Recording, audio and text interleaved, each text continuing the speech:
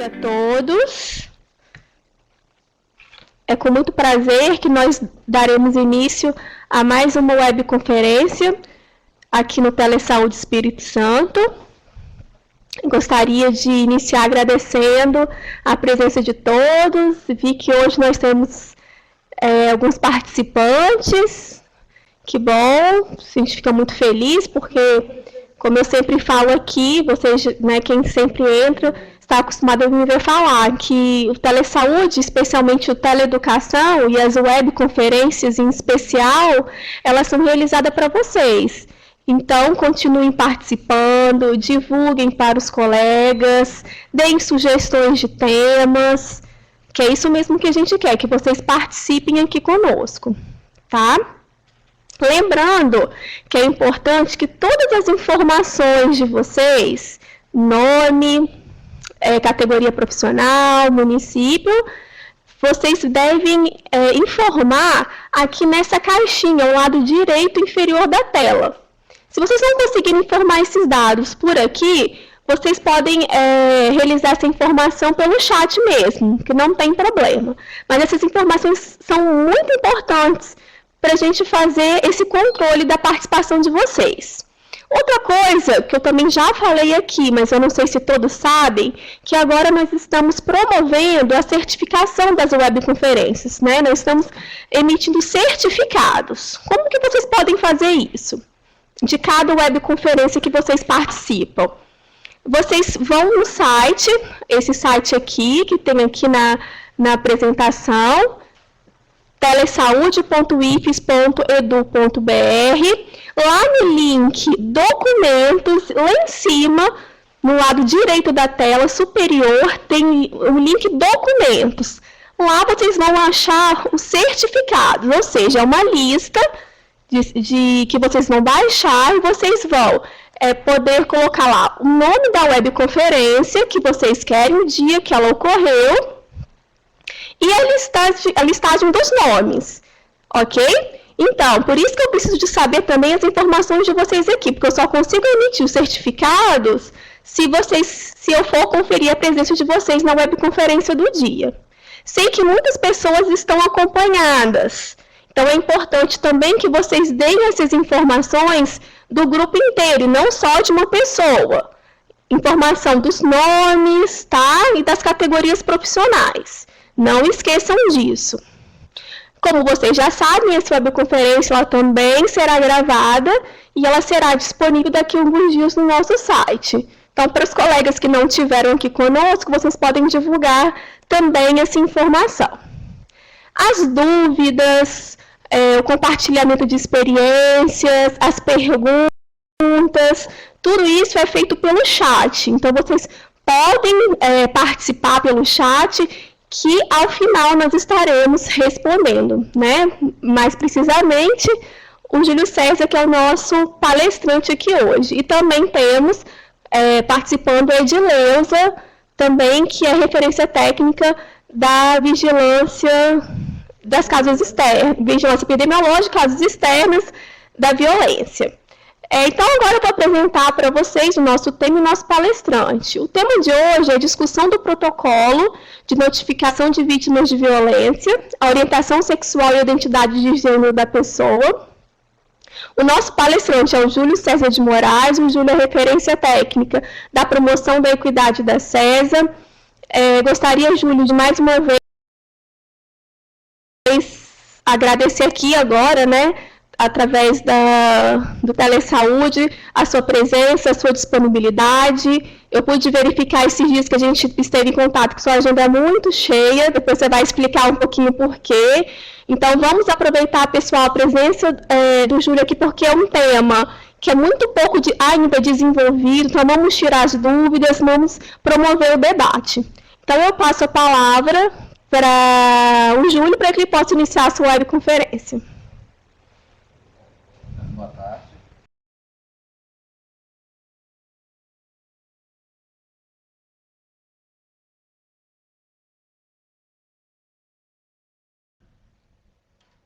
Boa tarde, me escutam? Boa tarde, sejam bem-vindos e bem-vindas. Vamos falar um pouquinho hoje da questão da notificação de vítimas de violência para a população LGBT. Antes eu vou completar a apresentação que a Karina fez. Meu nome é Júlio, eu sou assistente social, estou na referência técnica da promoção da equidade na CESA. A promoção da equidade aqui no estado do Espírito Santo, ela trabalha com 6 povos tradicionais, quilombolas, ciganos, pomeranos, indígenas, pescadores artesanais, religiões de matriz africana, campo e floresta, e ainda trabalhamos com a população em situação de rua e ainda com a população negra, certo? E o público LGBT, que hoje nós vamos tratar mais especificamente aqui, certo? Dentro da promoção da equidade, o Estado do Espírito Santo, nós criamos um comitê da promoção da equidade, né, que também vem acompanhando todas as discussões. Até por isso, antes da gente entrar propriamente na ficha de notificação, para a gente falar dos campos obrigatórios, eu vou fazer uma demonstração do que vem acontecendo na questão da saúde da população LGBT a nível do Brasil e aqui no Estado do Espírito Santo. Sim. Em 2013, quando eu cheguei na secretaria, já estava em discussão a inclusão do nome social de travestis e transexual no cartão do SUS, né, no cartão nacional do SUS. Isso veio através da portaria do Ministério, né, de 1820 de 2009, a portaria número 1820 de 13 de agosto de 2009. Isso já é uma realidade. Hoje os cartões SUS já saem com o nome social, sem a necessidade do nome civil, né? Também nos prontuários já fala-se da necessidade já de também usar o nome social e que essa pessoa, ao chegar na unidade de saúde, ela deve ser tratada pelo nome que ela utiliza, que é o nome social. Então, isso foi uma das primeiras conquistas, né, da política para a população LGBT, a questão do nome social. Outra questão, aí mesmo com a portaria, ainda vinha tendo a dificuldade de conseguir que se efetivasse a questão do nome social. Então, no final do ano passado, final de 2014, foi elaborada uma nota técnica, né, orientando sobre como realmente utilizar e como confeccionar os cartões com o nome social, porque ainda existia uma dificuldade das pessoas conseguirem efetivar isso. Existiam muitas reclamações, né, que as pessoas iam fazer o cartão SUS e não conseguiam lá confeccionar com o seu nome social. Então, por causa disso, no final de 2014 saiu essa nota técnica. Hoje, né, recentemente eu estive em Brasília, a gente já está avançando muito na questão do nome social, mas a gente sabe que ainda é uma barreira para muitos, né, usuários conseguirem efetivar isso. Tanto de ser chamados, de serem chamadas pelo seu nome social, quanto a necessidade disso se efetivar nos documentos, tanto nos prontuários, quanto no Cartão Nacional de Saúde, no cartão SUS. Também outra legislação que eu destaquei aqui para a gente falar um pouco é a Portaria 2803 de novembro de 2013, que redefine e amplia o processo transexualizador no SUS. Isso já é uma realidade. O Estado do Espírito Santo hoje realiza, contratualiza, junto com o Hospital das Clínicas, 12 cirurgias de mudança de sexo por ano. Porém, o processo transexualizador não se limita somente à cirurgia. Existe hormonioterapia, existe todos os outros procedimentos que podem ser feitos. E para isso há necessidade de um ambulatório. Então essa portaria ela vem falando já de um ambulatório e em seguida o processo transexualizador. Que bom, né, que o Estado do Espírito Santo já está adiantado no processo de cirurgia. Porém, existe um retrocesso no que se diz respeito à questão do ambulatório, que nós não temos ainda. Nós, diferente de outros estados, nós implementamos primeiro a questão da cirurgia sem ter o ambulatório. Agora que estamos em fase de discussão do ambulatório. O serviço ambulatorial do Espírito Santo está em articulação. A gente já está até na CESA um pedido, né, de habilitação do ambulatório que será aqui pelo Hospital das Clínicas. Né? Está em fase de análise. Eu acredito que em 2016 isso já esteja funcionando. Outra, né, ação que vem sendo discutida, que é praticamente o que nós vamos estar falando um pouco mais aqui hoje, é a questão do instrumento de notificação às violências interpessoais e autoprovocadas do sistema de informação, né? Houve uma mudança, né, incluindo na ficha de notificação a questão do homo, lesbo e da transfóbica, né? A identidade de gênero e orientação sexual. Existe um campo específico, e depois nós vamos poder passear um pouco pela ficha e observar como se dá esse processo, né?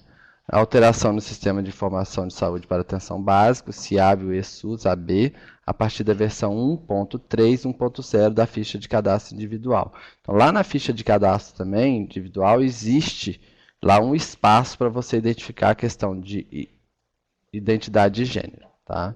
No caso de receitas e atestados, o nome social será utilizado junto com o nome do registro civil em segundo plano.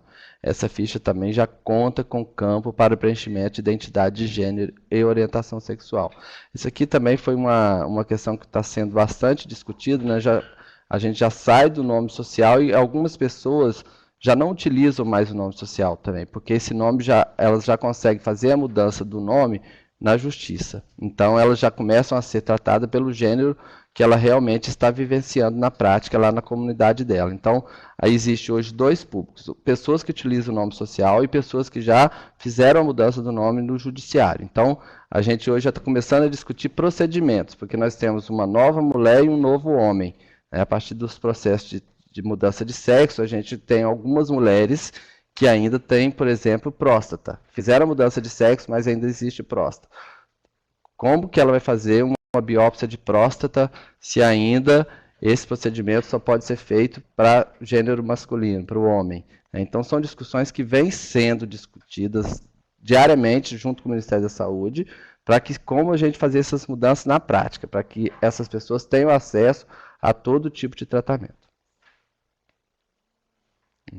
Outra conquista que a gente é uma publicação, né, do Ministério da Saúde e outros ministérios que cria uma comissão, né, de enfrentamento à violência contra lésbicas, gays, bissexuais, travestis e transexuais, com a presença, né, do Ministério da Saúde, Ministério da Justiça, que vem para efetivar e garantir essas notificações, né? Eu trouxe aqui um pouco, né, a ficha de notificação, né, de violência interpessoal e autoprovocadas, né? Aqui a gente, já no início, todo mundo deve conhecer um pouco, né? Vem o tipo de notificação, se ela é individual, aí vem aqui no campo 2, né? Agravo a doença, violência interpessoal ou autoprovocada, o município de notificação, o código do município de acordo com o IBGE, a unidade, né, onde que essa pessoa, a unidade notificadora, os códigos, né, nome completo do paciente, tá, data de nascimento, certo? Depois nós vamos ter um espaço para o nome social e também as questões de orientações de gênero. Município de residência, o código do IBGE, o distrito, o bairro, né, o local, né, rua ou avenida. Aqui mais um campo onde encontra essa pessoa. Aqui são dados complementares. É aqui que vai entrar basicamente tudo que a gente precisa também. Começa aqui a gente a falar da questão do que entra o público LGBT. Nome social é o campo 31, certo? A ocupação, né, a situação, estado civil, se é solteiro, se é casada, né, viúvo, separado. E aqui no campo 34, nós temos a questão da orientação sexual. É muito importante isso aqui, até para a gente ter... A gente sabe que esse público, o público LGBT, ele é altamente classificado como um público que sofre muito tipo de violência. Porém, se a gente não preenche esse espaço aqui, ele vai entrar como homem heterossexual ou como mulher heterossexual. Então, é importante a gente, no campo 34, identificar se essa pessoa é heterossexual, se ela é homossexual, no caso gay ou lésbica, se é bissexual, se não se explica ou se não se identificou, certo? Quando a gente passa para o campo 35, a gente observa aqui a identidade de gênero. Então, no 34, a gente vai falar da orientação sexual e no 35, nós vamos estar identificando a identidade de gênero. Se é uma travesti, Aí a gente sempre diz uma travesti, porque a gente considera como se fosse uma, né, no gênero feminino, uma mulher, né, se é a travesti que foi agredida, se foi ela a vítima de violência. Nós temos aqui, se é uma mulher trans, né, se foi uma pessoa que transitou para o sexo feminino, então a gente identifica como uma mulher trans, ou se foi um homem trans, se foi uma pessoa que transitou, né, para o sexo masculino, tinha sua, né, identidade de gênero anterior, em algum momento da vida, como mulher, e transitou para o masculino, a gente chama de homem trans. Então, se transitou em algum momento da vida, no número 2 aqui, mulher trans, em algum momento da vida a pessoa era conhecida como gênero masculino e transitou para o feminino, se transformou numa mulher, a gente vai chamar de mulher trans. Se transformou é um modo da gente falar para entender mais fácil. Na verdade, essas pessoas, na maioria dos casos, desde sempre, se identificaram e se auto-identificaram como mulher. O 8 não se explica, né? Aí aqui continua a ficha, né?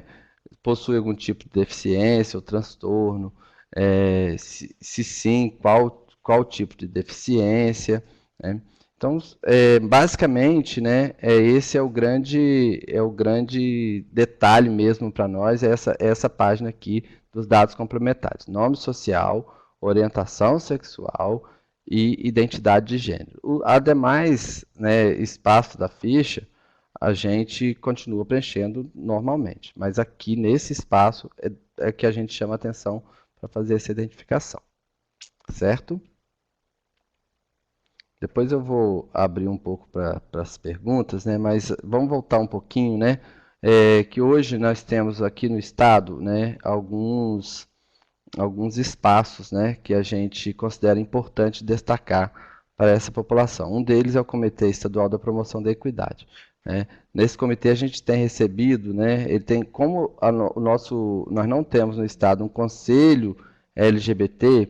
Aqui no estado a gente tem o Comitê Estadual da Promoção da Equidade. Ele é um comitê que vem propor as políticas, né, da promoção da equidade, e nesse caso específico as políticas de saúde da população LGBT.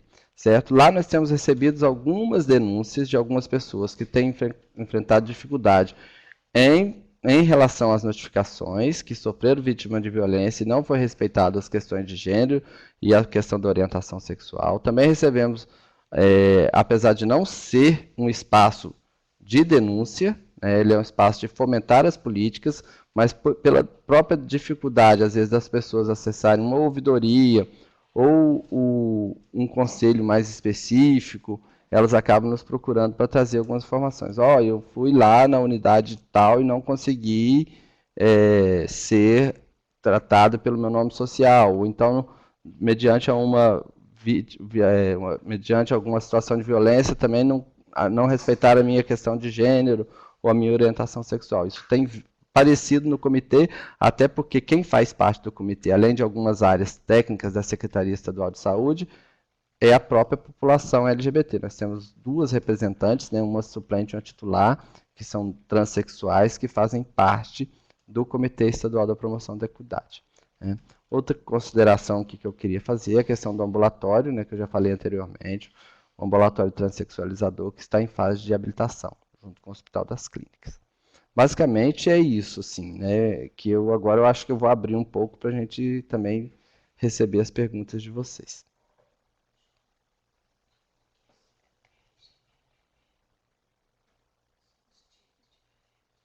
Ok.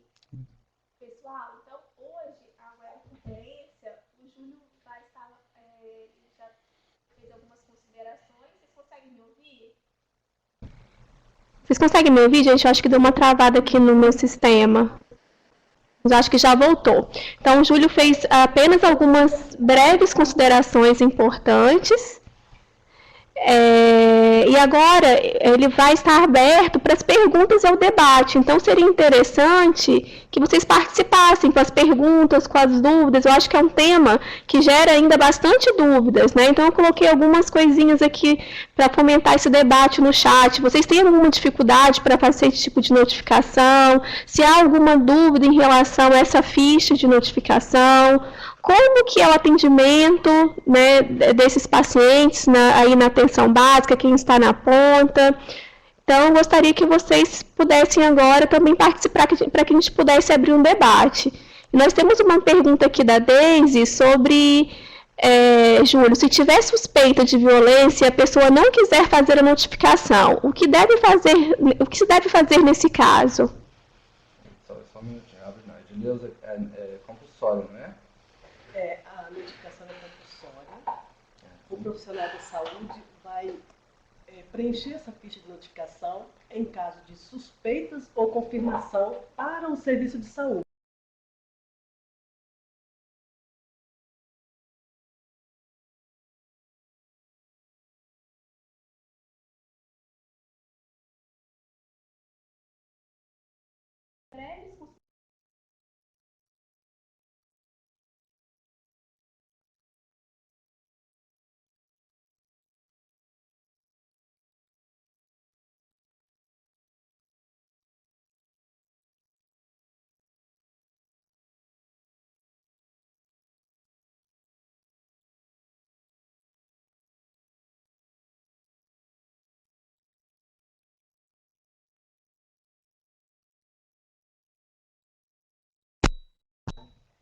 Não estamos ouvindo.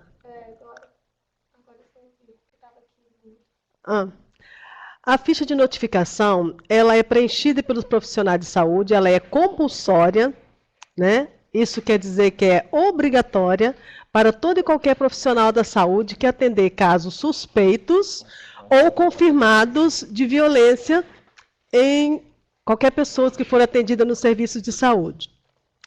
Nesse caso, ainda que a pessoa não queira ser notificada, essa notificação que a gente faz é para o banco de dados do Ministério da Saúde, é para planejamento de ações de enfrentamento da violência, é para a melhoria do serviço de saúde em todo o âmbito nacional. Não só fica no nosso banco de dados, no município, no estado, mas também alimenta o banco de dados nacional. Isso é importante a gente preencher, e não só em relação ao cuidado com aquela pessoa que nós estamos atendendo, mas também para que seja feita uma política de prevenção em nível nacional. Às vezes a gente não vê muita importância na questão de preenchimento da ficha, mas isso é importante, como é importante qualquer notificação de outros agravos de saúde e que vai nos fornecer dados para um planejamento mais assertivo. Ainda que a pessoa não queira preencher, que não seja preenchido na presença dela, por respeito à pessoa, mas é obrigatória para o serviço de saúde, públicos e privados, em nível nacional, prevista em lei pela Portaria 1271 de 2014. Eu vou repetir. As pessoas estão dizendo que não deu para entender direito, ok? Eu vou repetir. A ficha de notificação, ela é obrigatória para todo e qualquer servidor da saúde que atender no serviço público ou privado de saúde, dentro do nível nacional, em todo e qualquer território. No Brasil, essa ficha é a mesma para ser preenchida e deve ser preenchida em casos suspeitos ou confirmados de violência. No caso aqui, nós estamos tratando da população LGBT, mas é a mesma ficha que a gente usa para criança, adolescente, idosos, né, mulheres, e deve estar à disposição no serviço de saúde, na unidade de saúde, em todos os campos, inclusive laboratórios, farmácias, banco de sangue, banco de leite, porque a violência perpassa por todas as áreas. Deixa eu falar com essa menina aqui. Oi, Joelma, qual é o seu município? Joelma de Laranja da Terra. Laranja da Terra. Você é a unidade de saúde? Sim. Pois então, Joelma, o que às vezes o que você não tem aí é da pessoa chegar e te informar a violência. O que a Edileuza está falando é que às vezes também a pessoa tem um medo até do agressor e ela não vai chegar e vai informar a violência. E aí o profissional de saúde tem que estar atento, né, tanto para a questão do público LGBT como da população em geral, das mulheres principalmente, que também são vítimas de violência. ter esse olhar atento e ver se a pessoa pode ter sido vítima de violência, certo? A Eliane também lá de...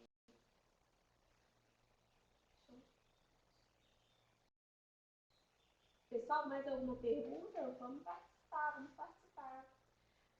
Júlio, eu gostaria... Não, tá travando. Quer que eu feche o meu? De repente você Não consegue é um- falar. Eu queria que você falasse. Isso. Escreve lá para mim. Os nomes LGBT, o que significa? Ah, sim. Como que eles são? Ó, a Daniele, ela é médica, né, Daniele? É isso.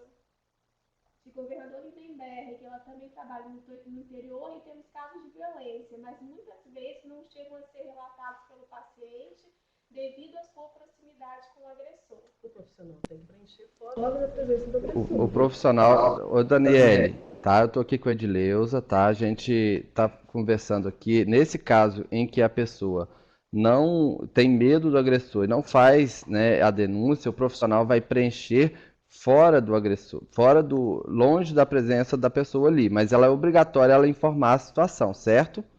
A Edileuza também pode responder pelo chat, não pode, Edileuza? Ela já está respondendo pelo chat, tá? A notificação, ela é compulsória. A partir do momento que nós temos, enquanto profissional de saúde, uma dúvida, né, a gente deve preencher aquilo ali como provável caso de violência, certo? Lógico que nós não vamos lá estar afirmando porque a pessoa não nos falou que foi, né? Nós vamos estar na dúvida, certo, Daniele? Eu estou querendo também, antes da gente, até para a gente ampliar um pouco o debate, falar um pouco do que significa o LGBT, certo? Porque às vezes sempre fica nas dúvidas. O L é lésbica, o G são os gays, tá? O B são bissexuais e o 3 são travestis e transexuais, certo? Então, nós temos ainda dentro dos transexuais a questão do homem trans e da mulher trans. Então, sempre a gente tem que ficar muito atento, porque às vezes hoje já temos legislações que garantem que essas pessoas sejam chamadas pelos nomes. Aqui nesse público de transexuais, nós temos pessoas que às vezes vão ter registro civil com nome masculino, mas tem um nome social, onde ela é conhecida como Marina na comunidade, ou como conhecida como Michel ali na comunidade, mas elas nem registro, elas têm nome ainda lá da época do nascimento, certo? Então, assim, é bom porque isso, e hoje nós temos também uma questão das travestis, né? Elas são muito vítimas de violência. Existe um processo de criminalização da travesti. Se a gente pegar o jornal, quase sempre a gente vai encontrar lá uma travesti que agrediu alguém. Mas a gente tem no contato diário com essas pessoas, né, a informação que elas são agredidas. E muitas vezes, num processo de reação a uma agressão, elas acabam sendo criminalizadas. Então, assim, cabe ao profissional de saúde, nesse momento, a acolhida dessas pessoas, né? Esse processo de julgamento, né, ou qualquer outra questão que está relacionada às nossas crenças, elas devem ser deixadas de lado. Cabe, nesse momento, fazer uma acolhida dessas pessoas e verificar a informação que elas nos trazem.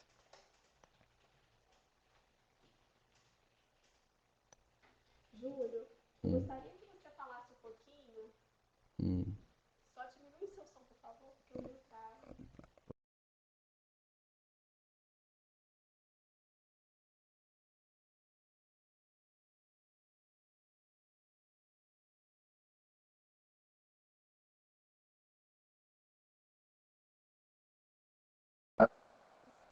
Dessas pessoas. Olha só, vamos...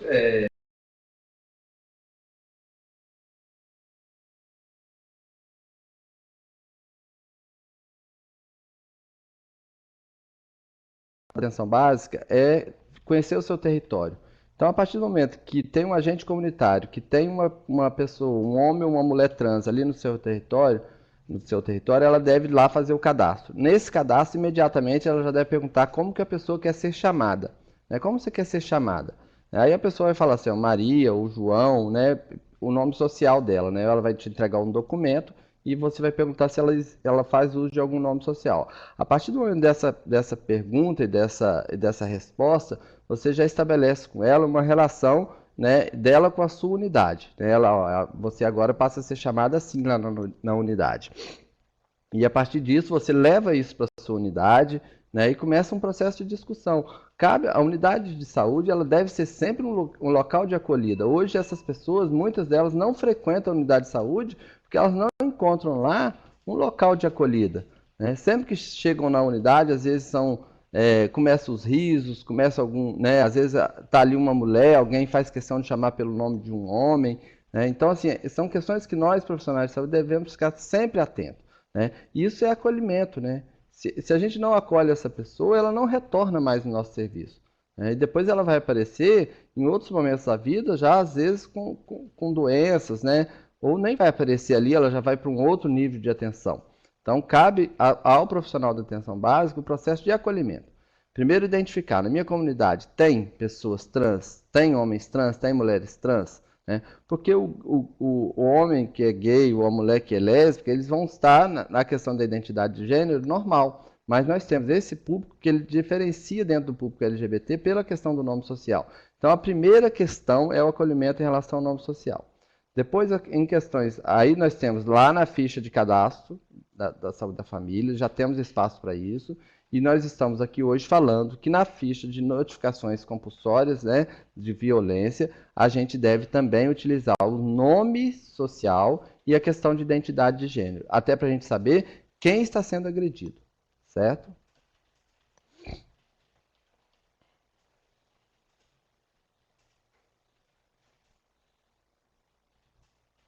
Pessoal, o áudio está ruim?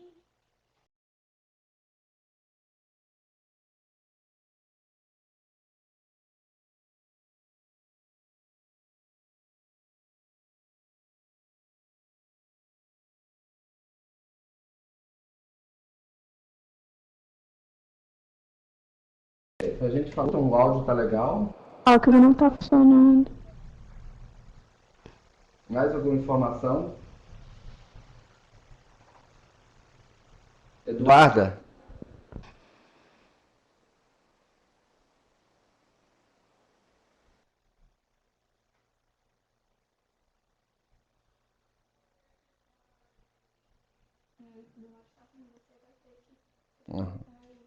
Tá, beleza. Hum? Sim.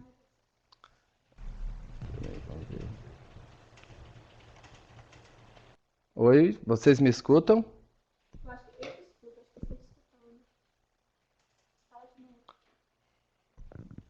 Oi? Estão me escutando, né? Eu gostaria de falar um pouco. Aqui tem uma pessoa que fez uma pergunta a respeito dos agentes, a Joelma. Podemos ter né, a questão da necessidade de mais informações para a questão do agente comunitário de saúde, certo? Vocês são fundamentais, né? Os agentes comunitários de saúde, as agentes, elas têm um papel fundamental. Né? Eu falei anteriormente na questão do acolhimento, né? E também a própria questão da violência, que às vezes essa violência ela não vai aparecer lá na unidade, você numa visita vai verificar, tanto das pessoas que são do público LGBT, quanto também das pessoas, né, em geral. Então, o agente ele tem um papel fundamental e a gente entende que também às vezes falta, né, mais informação para vocês, né? E até o que eu acho que mais precisa acontecer é de vocês também terem um feedback legal com a própria equipe, certo? Então, cabe ao agente comunitário, ao verificar qualquer dessa situação, levar para a sua equipe. Né? Ó, tem uma pessoa ali que está pode ser um provável caso de violência, né? E aí a equipe em conjunto começa a fazer, né, uma abordagem, começa a pensar uma estratégia de como vai verificar aquela situação, né? O agente, às vezes, eu entendo, né, que dá fica numa situação muito difícil, né? Mas a partir do momento que ele conta com a sua equipe, né, com a equipe da Estratégia da Saúde da Família, ele consegue, né, dividir, ele não tem que dar conta daquilo ali sozinho. Aquilo ali é uma pessoa do seu território, uma pessoa do território da equipe toda a equipe é responsável pelaquela situação ali. Então a equipe vai verificar, e não cabe só ao agente.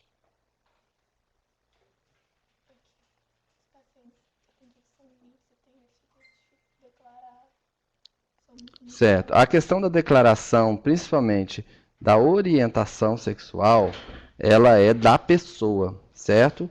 Então, assim, é uma pergunta que a gente faz, quando chega lá naquele campo, heterossexual, homossexual, se é gay ou lésbica, isso é a identificação, a pessoa que vai falar, certo? E não cabe nós julgarmos e colocar, mesmo que, eu tô ali, eu julgo que seja uma lésbica ou que seja um gay, eu não posso colocar em relação àquilo ali. A transexual e o transexual, geralmente, é a situação mais já vivenciada por eles. Eles não vão ter essa dificuldade. Mas a questão da orientação sexual, ela é da pessoa, tá? Nunca nós vamos poder ir lá e marcar se é hétero, se é gay ou se é lésbica por nossa conta, por conta de nós, profissionais de saúde. Isso é autodeclaração. A pessoa tem que se declarar se é gay ou lésbica ou hétero, certo?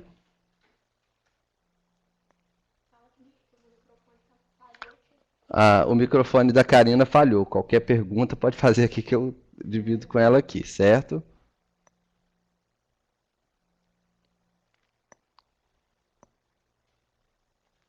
Essa pergunta da Karina, né? Você que perguntou, né, Karina? Quais são as categorias de profissionais de saúde do pessoal de Pedro Canário?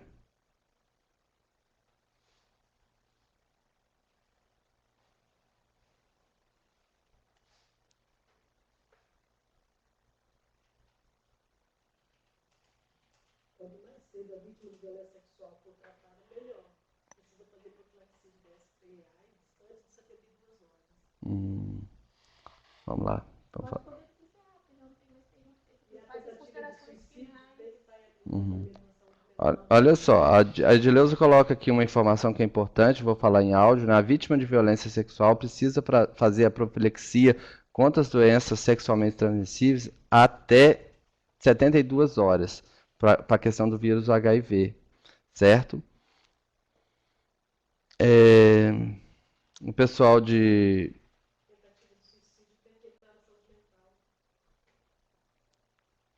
Alguém perguntou quais os procedimentos, não foi isso, Edileuza? Quais os tratamentos, né? Os encaminhamentos, né? A gente vai utilizar o da nossa própria rede. Se foi uma questão de suicídio e tal, vai se recorrer ao pessoal da saúde mental, certo? Se foi as outras questões, se envolveu violência sexual, imediatamente a gente também pode acionar as pessoas que no município estão ligadas ao DST-AIDS. E aí por aí vai. Nós temos que ter pleno conhecimento da nossa rede, onde que eu estou, no município que eu estou e quais as medidas imediatas que eu tenho que tomar, certo? Recentemente foi lançado um fluxo de violência, não foi, Edileuza? Em novembro, né? Está em desenho um fluxo de como se proceder quando você tem o seu primeiro contato com a vítima de violência. Então, até novembro deve ser lançado esse fluxo. Isso vai facilitar a vida dos profissionais de saúde aqui no estado.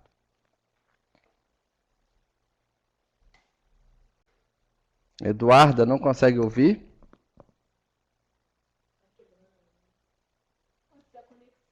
Pode ser a conexão, Eduarda. Tem alguma dúvida que eu possa te ajudar?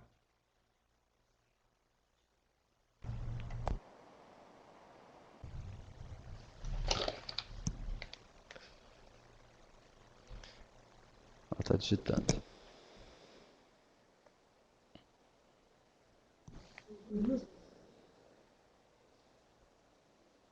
O meu não dá de outro, viu? Pessoal, agora acho que o meu áudio voltou. Vamos esperar essas pessoas que estão digitando para saber se tem mais alguma dúvida, mais alguma pergunta. Senão a gente encerra.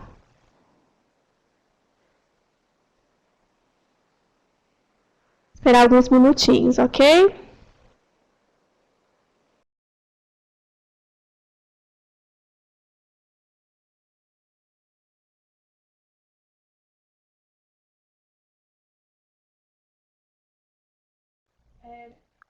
Ok, Eduarda. Entendi.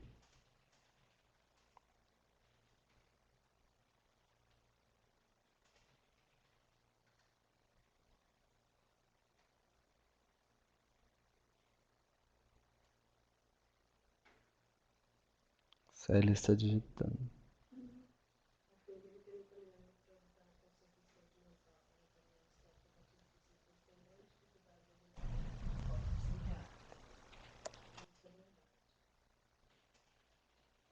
Célia, a Edileuza está respondendo a sua questão aí pelo chat e eu gostaria já de ir encerrando também, certo? Queria agradecer, pedir desculpa que é o meu primeiro contato aqui com Telesaúde, tá? Me coloco à disposição através do meu e-mail aqui, juliomoraes@saude.es.gov.br, para qualquer dúvida em relação a essa questão. A gente sabe que para muitos é uma questão nova, né, que se inicia agora, então a gente vem aqui falar com vocês o seguinte: qualquer dúvida, pode me ligar, o telefone está aqui, o meu e-mail, passa que a gente vai estar respondendo por lá e orientando e discutindo. Né? O que a gente precisa é perder o medo de falar sobre isso, certo? Se nós temos no nosso território alguém que está lá, né, vivendo, né, como mulher ou vivendo como homem, né, que tem essa identidade de gênero que para mim possa parecer, para mim, né, possa parecer estranho, que eu comece as pessoas, elas são meus usuários, elas estão dentro da minha rede, estão dentro do meu território, né, e demando de cuidados como as outras pessoas. Né? A promoção da equidade, ela surge para ter um olhar diferente para as questões que possam nos parecer diferentes, certo? Então, vamos ficar atento a isso. Essas pessoas, muitas delas estão em sofrimento e com muita dificuldade de acesso. Hoje, a grande dificuldade que a gente pode apontar aí como maior dificuldade do público LGBT é de acessar o Sistema Único de Saúde. Tá? E uma das barreiras chama-se o preconceito, certo? Então nós precisamos acolher, né, e acolher de forma às vezes até diferenciada essa população, para nos aproximar dela. Tá? Queria agradecer, desejar a todos e a todas uma boa tarde. Muito obrigado.